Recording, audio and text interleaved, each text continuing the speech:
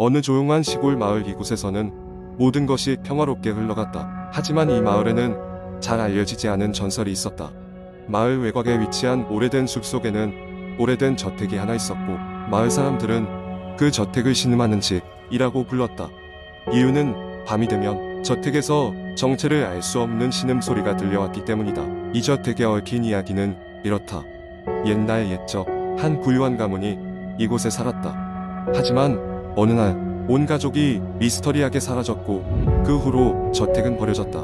몇몇 사람들은 그 가족이 죽어서 저택을 떠나지 못하고 있다고 믿었다.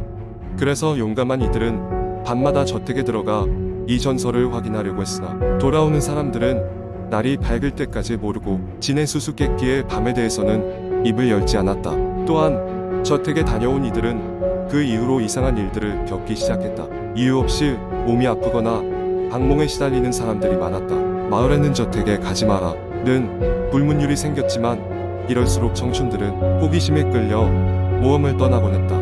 이 이야기는 그 마을의 한 고등학생 지훈에게로 이어진다. 학교에서는 지훈을 포함한 친구들 사이에서 가끔씩 이 저택 이야기가 화제가 되었다. 무서운 이야기에 겁을 내면서도 끌리는 것이 청소년들의 특성이었고, 결국 지훈을 포함한 5명의 친구들은 한밤중에 저택에 들어가 보기로 결심했다. 여름방학이 시작되고 며칠 후, 아이들은 저녁이 되자 준비물을 챙겨 몰래 집을 나섰다.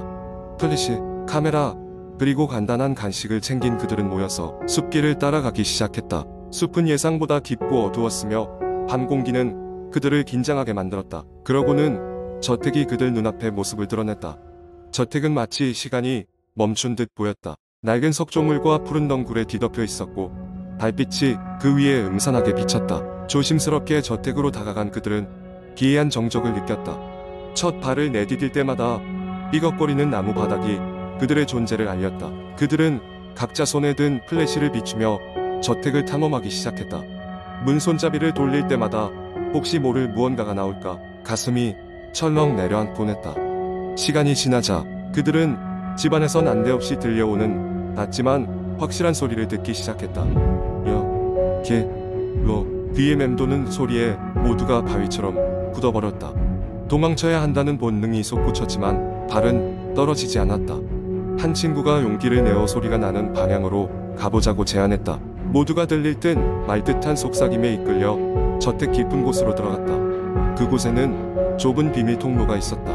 문을 열고 들어가자 작은 방 한가운데에는 낡은 앨범 한 권이 놓여 있었다. 그 앨범에는 과거 이 저택에 살았던 가족의 사진들이 담겨 있었다. 마지막 장에는 오래된 신문 조각과 함께 우리를 기억하라는 짧은 메모가 있었다. 그 순간 저택 안의 공기가 급격히 차가워지며 등 뒤에서 강렬한 시선이 느껴졌다. 마치 누군가 그들을 지켜보는 듯했다. 공포에 휩싸인 그들은 앨범을 떨어뜨리고 급히 밖으로 뛰쳐나왔다. 집으로 돌아오는 길, 그들은 아무 말도 없이 서로의 얼굴만을 힐끔힐끔 쳐다보았다.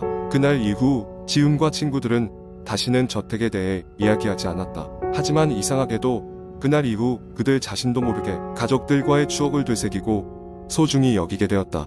마치 저택이 그들에게 무언가 중요한 메시지를 전해준 듯한 느낌이 들었다. 마을 사람들은 여전히 그 저택을 피하지만 지훈과 친구들은 어느 날 용기를 낼 수 있다면 또 다른 이야기를 찾으러 갈지도 모른다.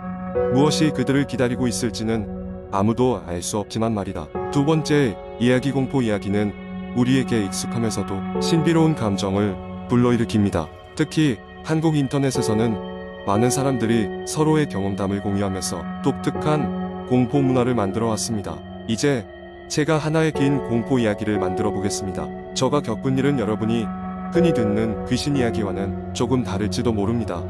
이건 제가 대학교 때 기숙사에서 머물던 시절에 겪은 실제 이야기입니다. 그 당시 저는 시골에 위치한 작은 대학교에 다니고 있었고, 학교에서 운영하는 기숙사에 살고 있었습니다. 기숙사는 오래된 건물이었습니다.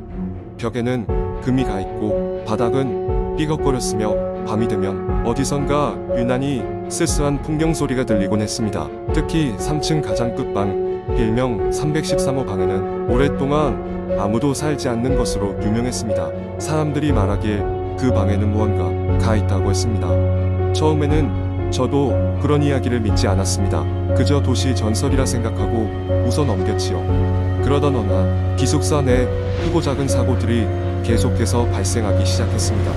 위층에서 누군가가 발자국 소리를 내는 가면 밤마다 누군가 벽을 계속 두드리는 소리가 들려왔습니다. 그런 일이 벌어질 때마다 학교 측에서는 그저 기숙사가 오래돼서 그런 소리가 나는 것이라며 대수롭지 않게 여겼습니다. 하지만 이야기는 여기서 끝나지 않았습니다. 그날도 평소와 마찬가지로 저는 늦은 저녁까지 과제를 하고 있었고 그때 문득 313호 방이 떠올랐습니다. 호기심에 못 이겨 저는 친구 몇 명과 함께 그 방에 가보기로 결정했습니다. 밤 11시쯤이었을 겁니다. 우리는 손전등 하나씩을 들고 조심스럽게 3층으로 올라갔습니다. 복도의 불빛은 희미했고 찬바람이 으스스하게 지나갔습니다. 마침내 도착한 313호 방은 이상하게도 문이 살짝 열려 있었습니다. 서로 눈짓을 주고받으며 저희는 그 방으로 들어갔습니다. 방 안은 다른 방과 다르지 않게 생겼지만 어딘지 모르게 싸한 기운이 감돌고 있었습니다. 저는 조심스럽게 방을 둘러보았습니다. 그러나 별다른 것은 보이지 않았습니다. 순간 실망과 안도감이 밀려왔지요. 하지만 그때였습니다. 방 안에 거울을 비춘 손전등 불빛 아래 이상한 그림자가 보였습니다. 분명 아무것도 없는 방이었는데 거울 속에서는 누군가가 서 있었습니다. 등골이 오싹해졌고 나는 불빛을 거울 속 그림자에 향했습니다. 친구들도 거울을 보고는 숨을 멈춘 채 고개를 돌리지 못했습니다.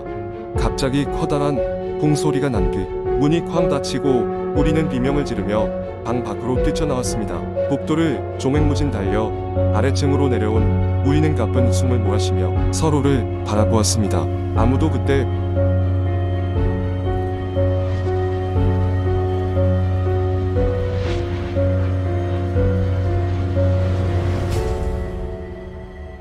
그 존재에 대해 먼저 입을 떼려 하지 않았습니다.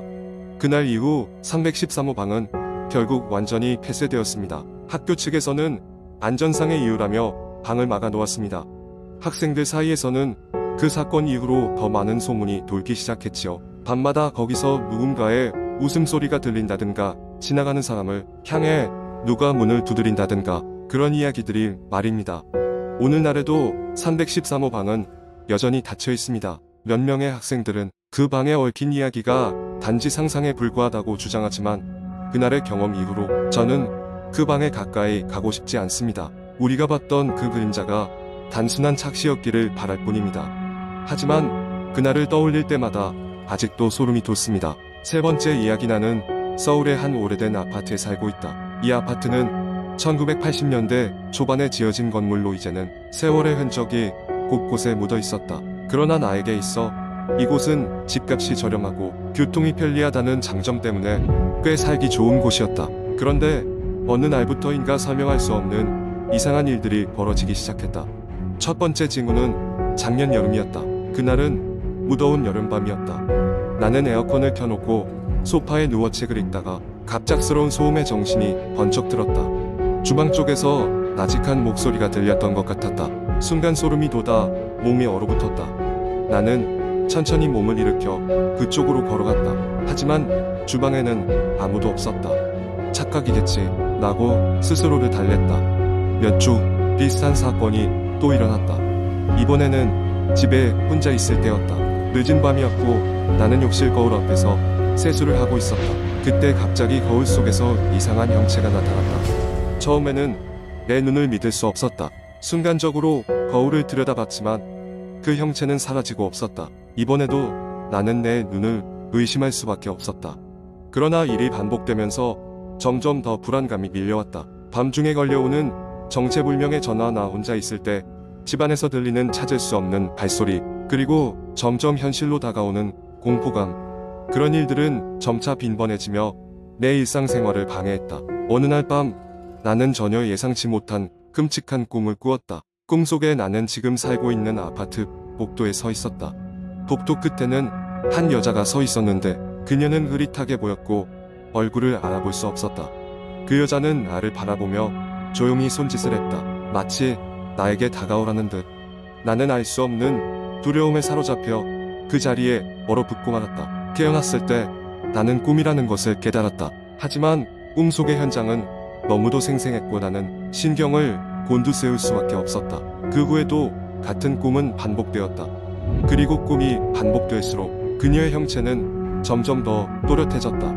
나는 결국 혼자의 힘으로는 이 문제를 해결할 수 없다고 판단했다. 그래서 도움을 청하기로 결심했다. 사실 이 아파트에 이사 오기 전부터 알고 지내던 친구가 있었는데 그녀는 무속인이었다. 그녀에게 이야기를 모두 털어놓자 그녀는 심각한 표정으로 고개를 끄덕였다. 그녀는 한동안 침묵을 지키더니 지금 이 집에 무엇인가 가 있다는 것을 느끼고 있었다고 말했다. 그리고는 본격적으로 집안 곳곳을 돌아다니기 시작했다. 한참 후 그녀는 방에 모셔둔 작은 불상을 가리키며 말했다. 이 불상이 문제인 것 같다. 그 불상은 내 전 주인이 남겨두고 간 것이었고 나는 큰 의미 없이 그냥 두고 있었던 것이었다. 그녀는 그 불상이 어떤 좋지 않은 기운을 끌어들이고 있다고 설명했다. 그리고 굿을 통해 불상의 기운을 달래기로 결정했다. 나의 동의하에 그녀는 굿을 시작했다. 그녀는 특별한 만트라를 읊조리며 관련 의식을 진행했는데 그 모습은 마치 다른 세계와 소통하는 사람처럼 보였다. 의식이 끝난 후 그녀는 이렇게 말했다. 이제 모든 것이 차차 괜찮아질 거야. 정말로 그 후로 신기할 정도로 이상한 일들은 멈추었다. 꿈에 나타났던 그 여자도 더 이상 보이지 않았다. 나는 비로소 평온을 되찾을 수 있었다. 이제는 그 오래된 아파트 여전히 같은 공간이지만 나는 그곳에서 좀 더 편안하게 지낼 수 있게 되었다. 하지만 지금도 가끔 밤이 되면 문득 그때의 소름 끼치는 순간들이 떠오르간다. 그래도 그런 날이면 나는 마음속으로 중얼거린다. 고맙습니다. 평안하게 잠들 수 있게 해줘서.